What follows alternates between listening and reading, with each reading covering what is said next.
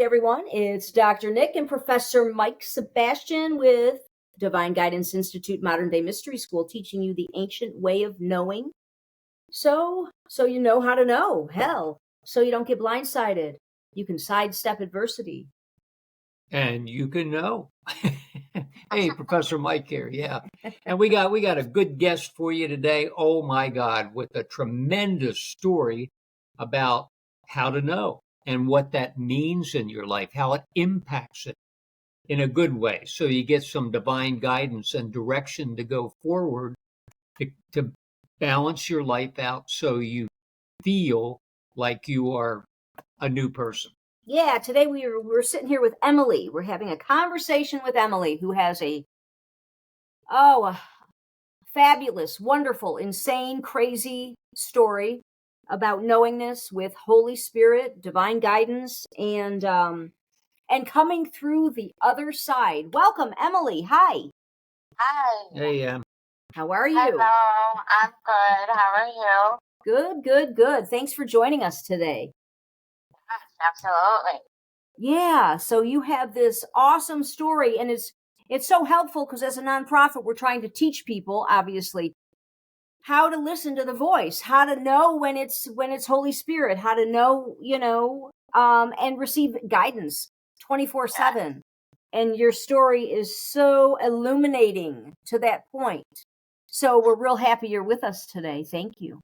Well, thank you. I'm happy to be here. Yeah, so you want to just jump right in, or? Yeah, so I guess I'll start because it could be a very long story, but I'll try to start at the point where I think I started doing the U a lot. And so I was struggling at the time with depression, anxiety, addiction, and I was doing the U, which I was taught by my counselor, and able to handle some of the symptoms that I had for all three things that were my main problem at the time, which anxiety, depression, and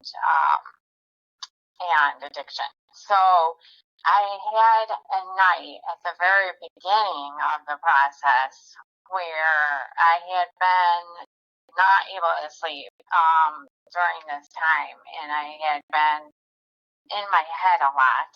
And it was probably on night 2 or 3 of no sleep. So it was getting to definitely interfere with life, and I couldn't remember certain basic things that we would all remember. So I started thinking something is going on with my mind.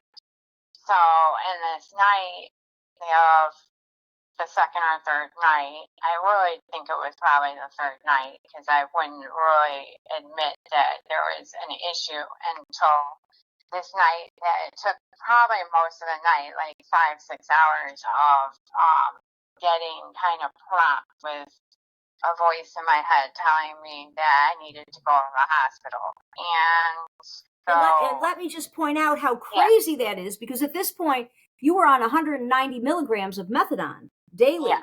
So to just decide to abandon that, if anyone has ever had, an opioid addiction, they would understand that it's nothing you can just walk away from that easily. Right. So, to put that out there, it's pretty important that you were still pondering making this decision.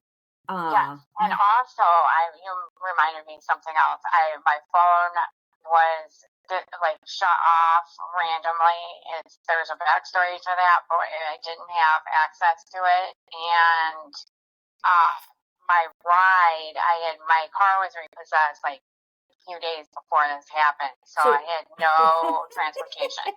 You had no car. Things were all gone. They were not an option for me. Otherwise, it would have, opened up more possibilities. So you had no car. You had no phone. Right. So I couldn't just take myself to the hospital. And at the time, there was no Uber and Lyft. So, So I went ahead. Plus, I didn't have any money at the time. So that was also an issue. But anyway, so I was kind of prompt to wake up my stepfather in the middle of the night to have him take me to the hospital. Now, the problem was, what do I say is wrong? Because I didn't really know, except for confusion, and my mind was kind of going in all different directions. And I had to kind of decide on what was best for me and follow the prompts that I thought would have been a better choice. So I decided, after pushing the thought away of doing this for several hours, I just went ahead and came up the stairs and got my stepdad, went into his room and woke him up and asked him to take me to the hospital. And right away, the question is, what's going on? And I said, And what time was this? Wasn't it like... This was like 4:30 or 5 in the morning. Okay. Yeah.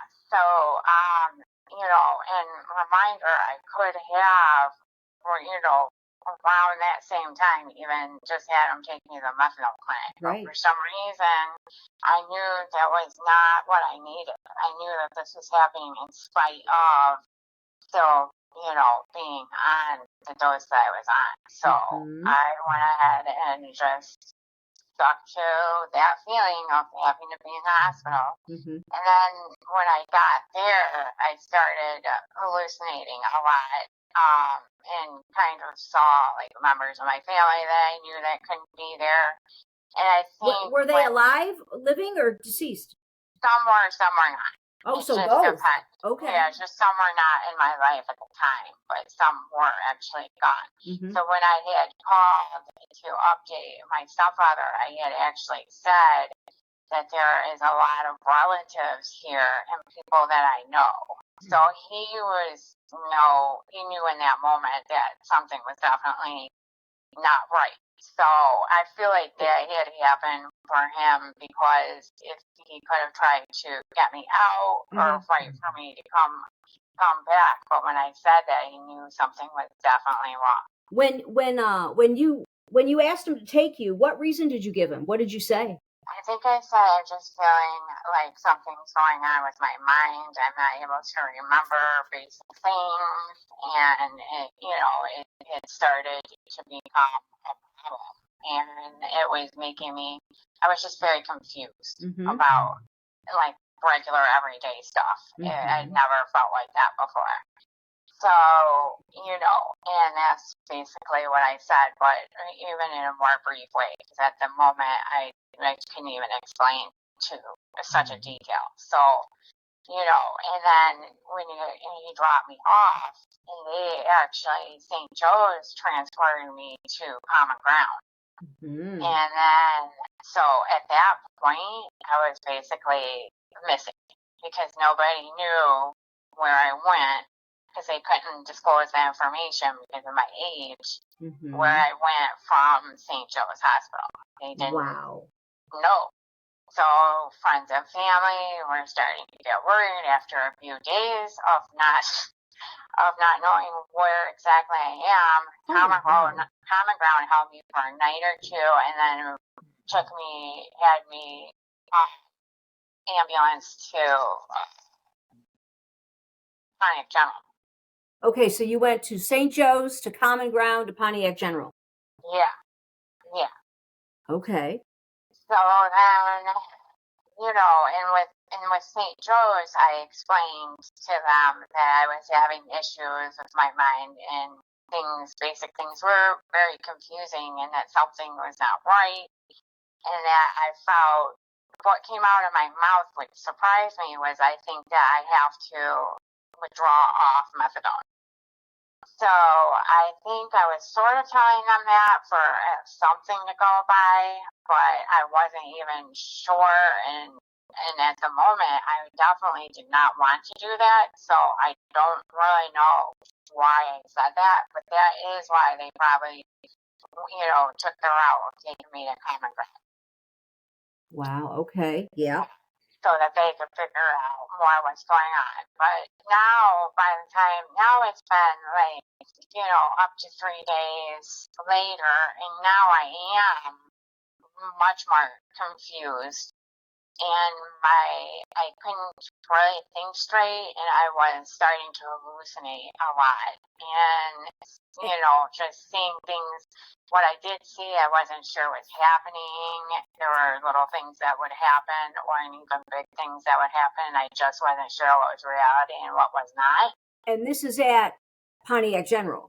Common Ground, yeah. This was started at Common Ground. Okay, and why did Common transfer you to Pontiac General? To the psych ward, or? Because I think they started seeing how bad I was. But I think at one point they were allowing me to leave. This is one of the things I'm not so sure went the way that it happened.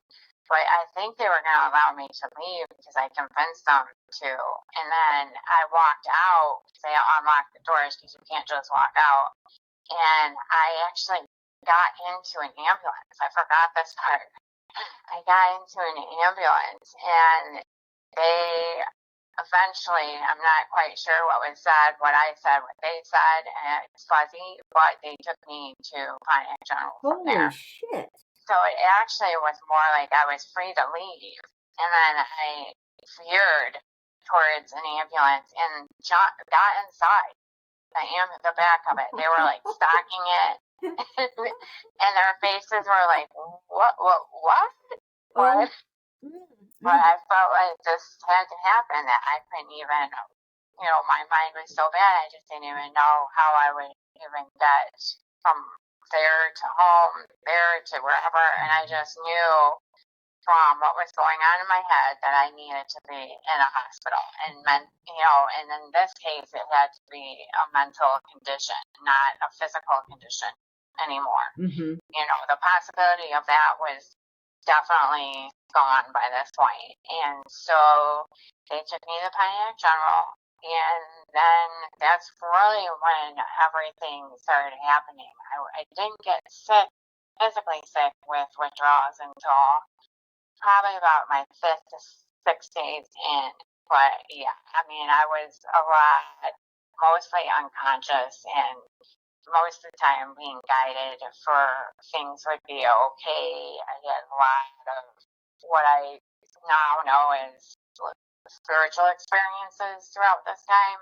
Mm-hmm. And I believe that, some things were shown to me, some behaviors that I've had in this lifetime had been shady, I would say, and it made me look at these things that I kind of had a review of the not great deeds. I don't want to say evil because I was never did anything too bad, and especially to other people, but I definitely did some shady things in my addiction. So I was kind of shown that that is who I do not want to be, and really understanding, like it was a big understanding of this. I want to be a better person and a healthier person, and to do that I have to go through this horrible experience of coming off multiple things. It wasn't just the methadone. There was antidepressants involved, there was anxiety meds involved.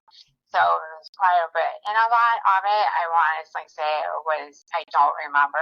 I was not consciously there for most of the time, thank goodness, because it was about over 3 weeks of being in there when I was finally able to leave.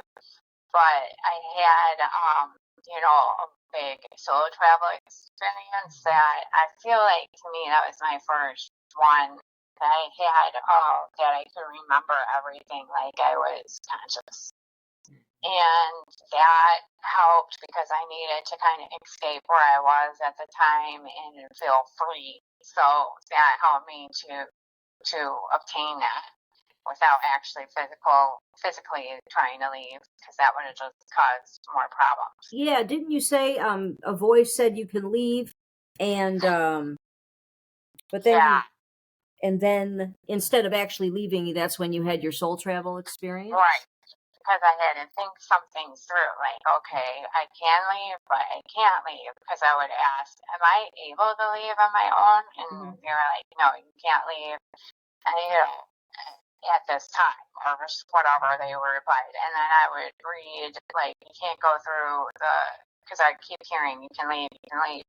But I would look through at the doors and I would be like, well, those are locked, or those have an emergency thing on it. If I go through that, that's going to cause a big, situation. So I don't want to do that. But I think things through very logically because of being told certain things at the time. So I just give up, go back and lay down, and then, basically have certain experience that gave me a break from the reality that I was experiencing. All right, and you're gonna share that experience next. Yes. Okay. This is your Yes. This is your major soul travel experience. Would you say it's one of the first ones you've ever had, or? Yeah, for sure. For sure. Okay. Because I can remember every detail to the point where at the time I was like, I think I honestly got out of here. Right. So I had, in this experience, I picked the lock with my kinky fingernail and got out, which, I guess it could happen, but highly unlikely. Mm-hmm. And then the setup was different, which is a clue to me later that it didn't actually happen the exact way that it could possibly happen. Okay. So I went down an elevator, with nobody spotting me, got out, and I couldn't go through the main front door because there had been a security officer there. So I went out like a back way where there was like storage, and I can remember looking down at my bare feet, and I was trying not to step on anything that could hurt me because there was a lot of wood, and like they were, they were doing some maintenance stuff. So I was kind of going out this like back door, and I went all the way out the front door, which is also not set up the way that it really is here in Pontiac. Mm-hmm. So I sat down and I felt so free and was like able, kind of like I could accomplish anything because I did that. And then when I was ready, I was out there for a while, and then I was like, okay, it's a little chilly, so I think I'm gonna, and I have no shoes on, and I'm in a hospital dress, or dressing gown, so I was like, I don't want really to cause intention, so I decided to start walking back in, and I saw an employee come out, and so I went to her and I said, I came out here just to get some air and I need to go back now. So she took me back up, and then everybody kind of was like, how would you get out? And I told them, and I remember one guy was like, show me. I mean, it was so detailed, and I showed him how I did it with my nail. And then the lady that brought me back up, the employee that brought me back up, said, why did you go out? And I was like, I don't know, just to get some air. And the lady said she wanted to smoke.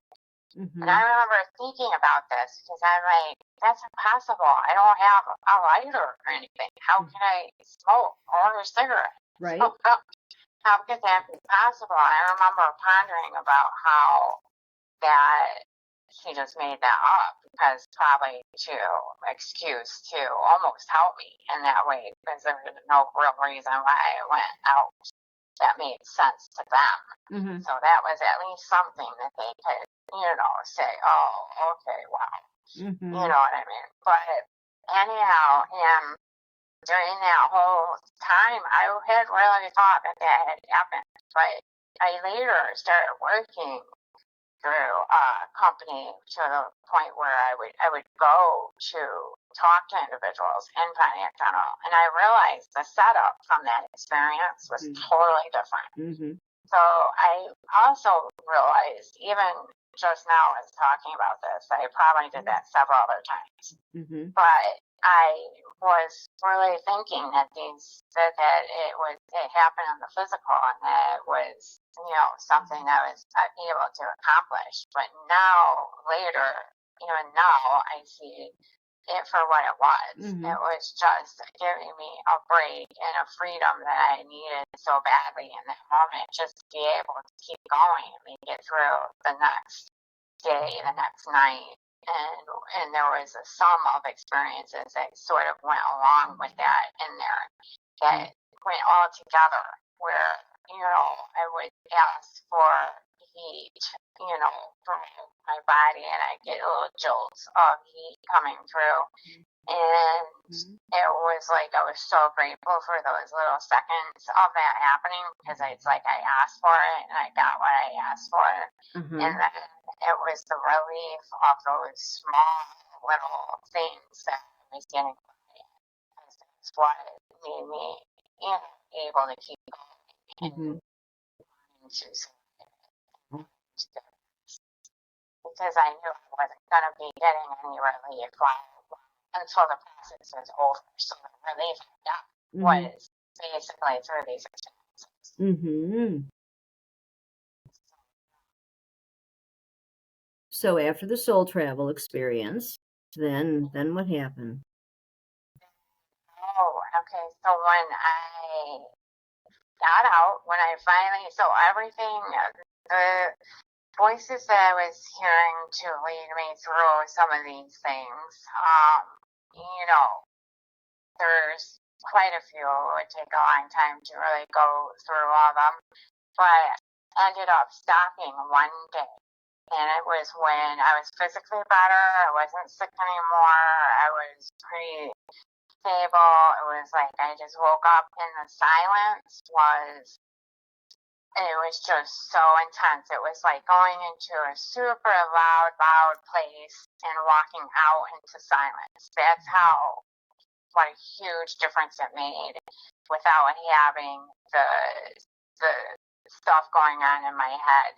And it was awesome. And then I knew I was through this whole experience and literally kind of purified from the inside out as well. And so when I walked out, when it was time to go, and literally like the very next day after that, I was able to leave.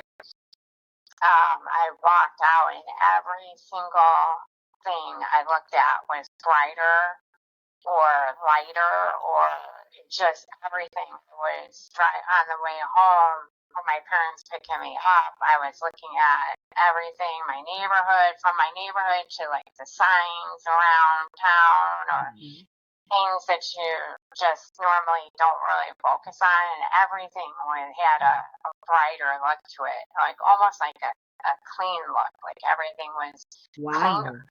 Wow. And it was such a difference that I remember even asking, like, did somebody come through and like clean everything up in the city? Or clean the signs up or something? Like, I noticed my neighborhood houses like I had never noticed before. I noticed the colors were of just the nature. You know what? It's just like the Matrix when he said, "No, this is the first time you've used your eyes." Yeah. Oh, that's a good. I never thought about that. Wow. He said you've never used them before. Yeah, this is the first time. Wow. Yeah, that's amazing. And it was like that. It was such a stunning difference. And it lasted, like that feeling lasted for quite a few days. I noticed things I didn't notice before. And I had that kind of brighter outlook in general.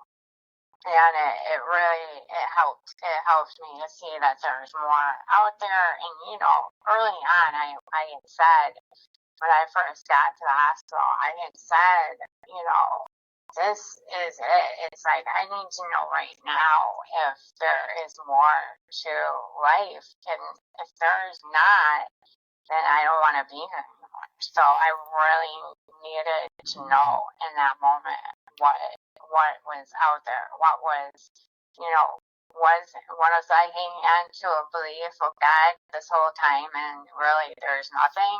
I didn't know. I was questioning that. So these experiences that happened after that proved to me. I won't have to prove to anybody else. It was to prove to me in my heart that there really truly was more. And this was just the beginning of that for me. Wow. Yeah, there's an old saying, be careful what you ask for, and you ask for the truth. It's like, Yeah. show me. And I Yeah, definitely yeah. got it. And you got it. If you had to summarize, like, just like in a sentence or something to someone, that whole experience, what did you learn from that? Like, where did it take you? What did you learn from it? What gold did you get from that specifically? So one word that came to my mind as soon as you started to say one word to explain, and I was thinking just the experience, all the experiences together was an awakening. Because that's the way I kept thinking when I was looking at everything, was this is some sort of an awakening. But I was still trying to make sense and logical in my head and make a logical explanation for things until I finally realized that it's not about logic. It's something way beyond that. Mm-hmm. Yeah. So I would say that's my one word, but I've learned so many things. I mean, from the whole point of seeing some of my bad deeds leading up to that experience, I was able to kind of see that, feel the shame, and let it go as well, all in one, moment, really. That's really, yeah, that's a good word. That's an excellent word, awakening, because if you really get into, like, even checking out alternative theories of reality and quantum Yeah, physics, and they say we're literally in the matrix and we're all asleep here in this simulation, a TV show, whatever you want to call it. And when we begin to wake up, we start to see what you saw, and it's really, it's lighter and brighter, and it's all at the same time. It's scary as hell, because we weren't used to it. It's like all right. new. Yeah. Yeah, that's exactly it. And it was like, a lot of things I looked up after it. I definitely looked up awakenings in general. I looked up like other people's experiences. I looked up a lot of what was just, it was just on the tip of my head of, kind of near death experiences. I got really into planes. I was looking up. That's when I started like realizing that there's definitely more out there than what meets the eye, let's say, So yeah, I started studying a lot more, and that allowed me to understand, later on what I was really seeking. Which was? Well, I believe I was Eckankar is what I was really, going towards, but I had to kind of go through this process before, because I'm such a logical thinker, that I had to go through this process to really, be able to get it. I guess, Yeah. Can you tell us a little bit about Eckankar? What is Eckankar? With the path of spiritual freedom, and it has the aspects of it are basically your study of your dreams, soul travel, and karma and reincarnation. And it's all things that I had already believed before, as far as past lives. I was big on studying those before this experience. Karma, I believe that was more fitting to how things were. Reincarnation, same type of thing with past lives. That was always a pretty solid belief of mine. So it kind of just makes sense when it was, brought to my attention. And I believe it's one of those things you don't really get until you are ready and open to it. Otherwise, it just won't make an impact as it would, if you were open and ready for it. And that's what I feel like it was. The whole thing, I feel like, was kind of leading me to a bigger and, brighter future, really. And knowledge and truth, and all rolled into, all those experiences that I had to lead up to it. Wow. So yeah, it's almost like it's almost like you lived two different lives, the before life, and then you had your experience, and now you're living your afterlife. And it's a new dawn kind of for you. You're a new person with, yeah. That's how I actually even felt. I felt like I had to live two lives in this lifetime. It was very surreal and, such a difference from the before and after. That's why I knew that was the turning point.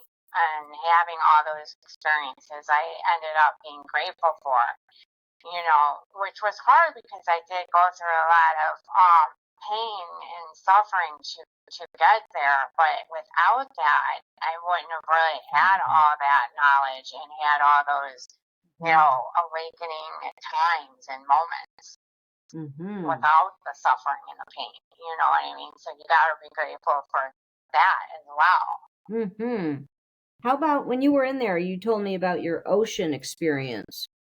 Oh, yes, I forgot about that one too. So everybody that knows through going through a detox of, really a lot of things these days could be hard and almost impossible to get through. And one of I would call it a dream experience, but it could fit under a couple of different things. But as far as I was dreaming that I was in this really big ocean because in real life I was sweating as it's ever been. Well, sure, that withdrawal from opioids and benzos and all the psychotropics. Yes, and I wasn't drinking water, and that was the whole thing. So, so I ended up, and I just needed a relief. So when I had this dream that I was in the ocean, and normally in the past I had drowning dreams a lot, so it was like a fear, and it was always a bad experience. But this experience that happened, I was rolling around in the ocean, and in the experience I kept thinking I can breathe and I'm underwater, and then I would say, I can't believe I'm not freaking out because I'm in the ocean right now.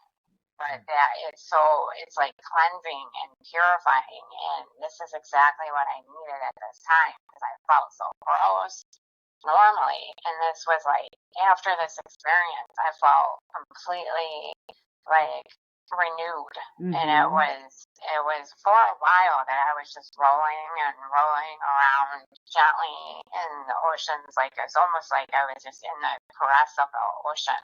And being, like, it was just such a good feeling and upliftment, and it helped me get through some of the agony that you feel during that time, that nothing makes you feel better, until it's completely done. And I was only about midway through, so this was a great break and relief from that. And then this really was your confirmation sign after you got out about joining Eckankar. Absolutely. Yeah, I knew now. It all made sense. It all seemed to click as soon as I got information on it, or even went to visit for the first time. It was like, even the people there, I swore I knew. Where'd you go visit? The X Center in Royal Oak is when I first visited. Royal Oak, Michigan? Among other people there that were, I guess. But I had swore that I knew them. I said to numerous people, I know we met before. Where could it have been? I lived here in Royal Oak for a while. I'm like, I know I met you. And it was funny because they probably knew that, it doesn't necessarily mean this lifetime, but I was still catching on. So for me, it was like I had those conversations with people there numerous times, and it's just funny to look back on because now I know that there's been other lifetimes with the same people. So. And the key for you, Eckankar refers to God as the ocean of love and mercy, or mercy and love, however you want to say it. So I think I remember you telling me that was the deal. That was the clincher, the deal. Yeah, exactly. Especially when I found out about it, because I didn't know that existed for real. No. It's never referred. God is never referred to as the ocean of love and mercy. like Eckankar is the only place. So for you to be in the ocean and then to hear those words later, that phrase, it was tied in.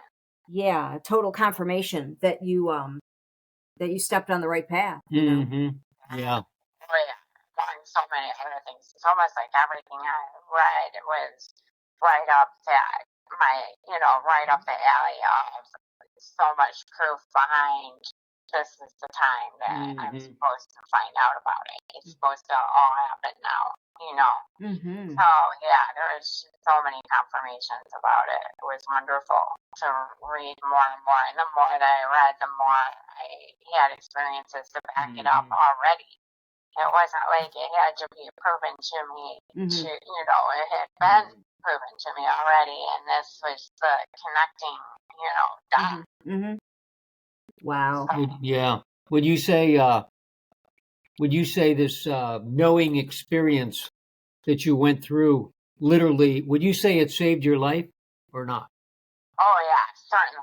If I hadn't had it at the time, I really don't think I definitely would not have stayed or worked on myself to be a healthier person. I don't know if it would have been able to last. Like, I don't know if I would have had the motivation and the desire to continue on making steps to be a cleaner, healthier, person in general.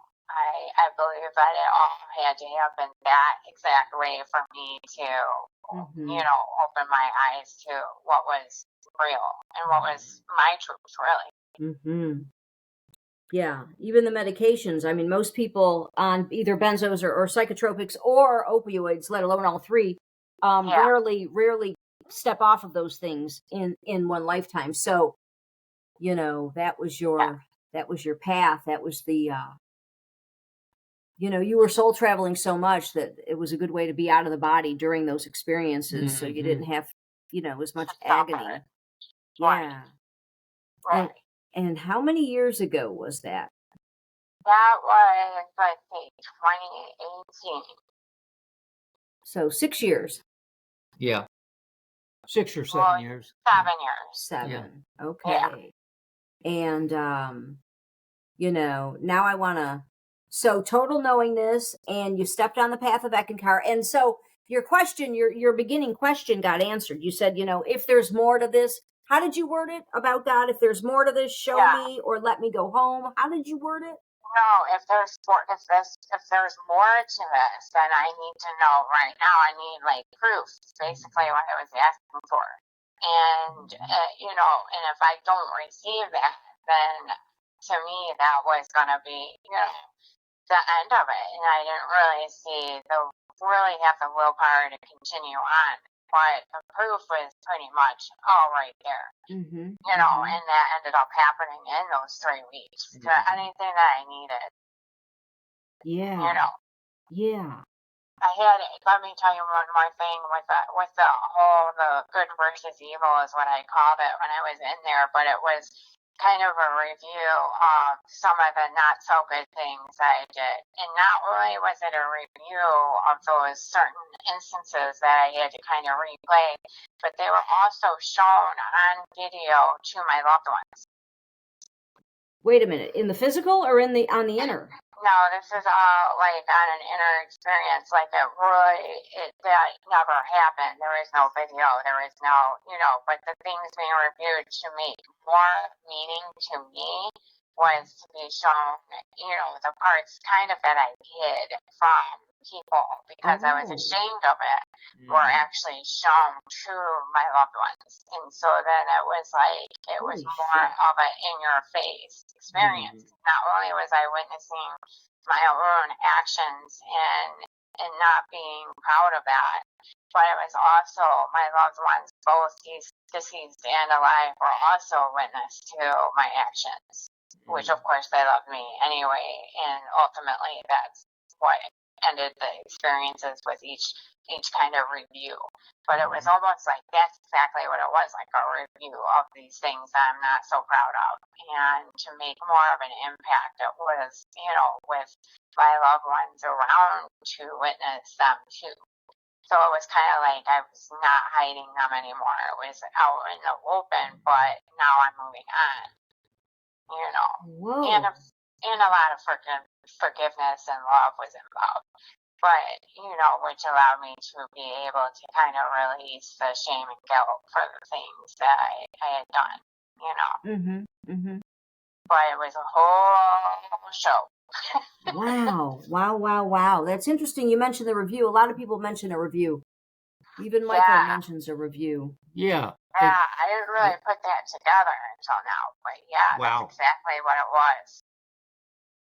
That was like, I had something similar, and I hit a point in my life where I had a life review. I mean, many years ago, halfway through my life. And on the internet was a full life review. They showed me pictures, the video, the film, loved ones, the whole 9 yards. And they said, hey, you understand that part of your life is over. Now you're stepping into the new you, the new life. And that had to do with the path that I was getting ready to step on. And the truth was shown to me, and they were very adamant. They said, you do understand that, right? You can't go back. And I said, yeah, I got it. And it was, similar to what you just said. It reminded me of that review that kind of wraps. I think it's meant as a wrap, like, okay, we're wrapping this up, and you're going to go on to your new self, your new knowing, your new knowingness and awareness. So yeah, you stepped right into it. Good Really story. resonates with me. Good story. That really sparks some, it almost triggers, like, I feel like that also happened, but I can't totally remember it. But I also remember thinking, I said this to whoever was helping me with this review. I said, I want to do this for other people. I remember saying that over and over again. I want to do this for other people. Meaning, and that's what... Yeah, to be a part of these, like, huge realizations. And to me, because at the time I was still, in my mind, I was still going back and forth as to, did this really happen? Is this like, happen here? Did this happen somewhere else? Wherever it happened, I want to be something that is able to help with this, with showing people this in this manner, because it really, that's the thing that makes you realize and understand that you really do not want to be that way anymore. And it was a huge, turn for me to understand that. And I just kept thinking, I really want to be involved with helping people realize, what they do want to be, what they don't want to be. And they don't want to be ashamed of themselves. They don't want to live with shame and guilt. Wow. So I feel like, to me, it was big production, directly after I had it, I felt like it was a huge production of stuff for my benefit. And I felt, I just felt really honored to be able to even have things like open up for me like that. Does that make sense? Oh yeah. Yeah.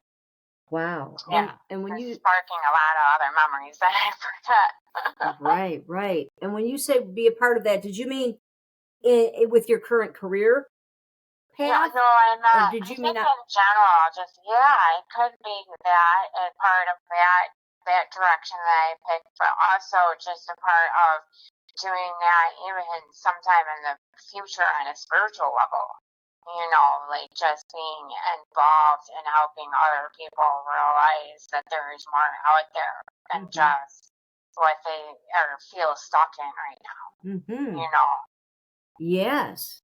Wow. So both on a physical level and on a spiritual level. Yeah. Wow. Yeah, I forgot about that whole thing. But when Mike was talking, that's what kind of made me, understand it, because it is kind of like a production for you. Just for your own benefit, Right. Wow. Now, since then, we were just talking before we went live. about some prophetic dreams you just had over the past. I mean, you have them ongoing, but over the past couple months, you wanna share some of those before we close? Actually, I'll tell you, I'm not exact detail of them, but I had a dream journal, and I write down my dreams. And in November, and even back in November and September, I had dreams of, okay, well, let me start here. I broke my leg and ankle and whatnot, slipping on the ice in February. So I am bad about going back and reviewing my dreams. But when I was laid up, I started reading some of the dreams I had. And literally the first one that I had opened it to was in November, and it was me on the phone asking for my pain medication to be refilled and talking to a nurse on the phone. And then I remember thinking in the dream, I remember thinking, I don't even know where I'm in pain, because, I didn't, it wasn't about, I guess, the actual pain, but it was just about the act of it. It was a real short dream, and it was real short of a experience, so I didn't think much of it, just had wrote it down. So then later, I was in a lot of pain with this accident, and I was, on the phone trying to get a refill, and it was kind of like a really difficult thing to get the office to really, do that for me, whether it's my history or not. It was just a problem. And so that dream basically foreshadowed that happening almost to a T. And I had no idea until I went back in my dream journal and read it. And I was like, oh my gosh, that is, and probably why I didn't know where it hurt was because it hadn't happened yet. I hadn't broken my leg yet. So in the dream state, I couldn't make sense of it, but yet it was definitely foreshadowing what was to come. And then I also had one in September of the same type of thing. It was about pills, and then I had been given a bottle of them, and I remember feeling very grateful for them. And I was in pain in this dream too. I just can't recall where. And that was in September, 2 months before the November. 5-6 months before I actually broke my leg. So it was, another thing. And in that dream as well in September, and she gave them to me, and I put them somewhere in my purse, and I got locked in someplace, and I couldn't get out. So I couldn't get to them anyway, and that's how I woke up. So I remember saying out loud, why am I dreaming about pills all the time? They're not even on my mind, daily life. They're not on my mind. And so that's pretty much what dawned on me later, is that all those dreams of me saying, why do I keep having to have dreams about pills? Like, what does this mean? Yeah, wow. I remember it was pissing you off. You were like, what's going on? I was like, I'm not even thinking about them, but it's making me think about them because I keep dreaming about them.